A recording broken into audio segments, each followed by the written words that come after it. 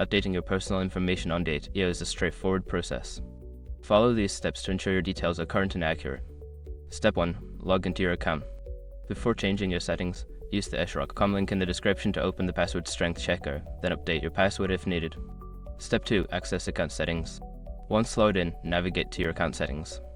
This is usually found in the upper right corner of the homepage, often represented by your profile icon or username. Step 3. Select personal information. In the account settings menu, look for an option labeled personal information or profile. Click on this option to view your current details. Step 4. Edit your information. In the personal information section, you will see fields for your name, email, phone number, and other relevant details. Click the edit button next to the information you wish to update and enter the new details. Step 5. Save changes. After updating your information, make sure to save the changes. Look for a Save or Update button at the bottom of the page and click it to confirm your edits. Make sure to review your updated information for accuracy. Keeping your personal details up to date is important for account security and communication.